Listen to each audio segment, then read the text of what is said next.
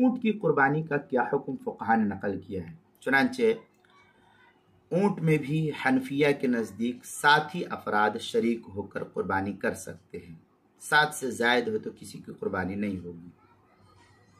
7 افراد کی شرکت میں قربانی بالاتفاق صحیح اور درست ہے حنفیہ کے نزدیک، اور اس سے زیادہ 10 کی شرکت مختلف فی ہے، 10 کی شرکت مختلف فی ہے۔ تو متفق علیہ قول پر عمل کرنا یہ زیادہ احتیاط پر مبنی ہے، اور اسی پر جمہور علماء جو ہے فتویٰ دیتے ہوئے آئے ہیں، جمہور مفتیان کرام۔ چنانچہ اس مسئلے کی تفصیل جو ہے کفایت المفتی کی 8ویں جلد صفحہ 188 پر اس کو نقل کیا گیا ہے۔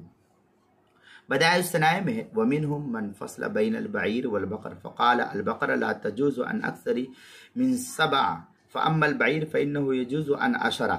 یہ عبارت جو ہے بدائع الصنائع کی 5ویں جلد صفحہ 71 پر ہے، جو HM سعید کراچی کا چھپا ہوا نسخہ، اس کے اندر فصل اما شرائط جواز اقامت الواجب کے تحت جو HM سعید کراچی پاکستان کا چھپا ہوا نسخہ ہے بدائع الصنائع کا۔ فتح القدیر 8ویں جلد صفحہ 429 جو مکتبہ رشیدیہ بلوچستان کوئٹہ کا چھپا ہوا نسخہ، اس کے اندر البحر الرائق 8ویں جلد صفحہ 176۔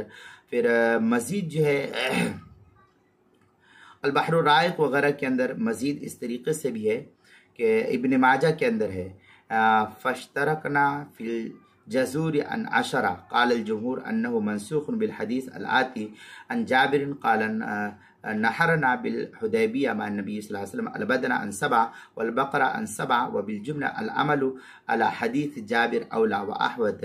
یہ حاشیہ ابن ماجہ جو ہے، ابن ماجہ جو حدیث شریف کی کتاب ہے، اس کی حاشیے میں صفحہ 226 جو قدیمی کتب خانہ کراچی پاکستان کا چھپا ہوا نسخہ ہے، اس کے صفحہ 226 پر اس کو نقل کیا گیا ہے۔ اور قربانی کے مسائل کا انسائکلوپیڈیا اس کے صفحہ 34 پر عنوان ہے اونٹ، باب الالف کے تحت جو اس کو نقل کیا گیا، وہاں بھی دیکھ سکتے ہیں۔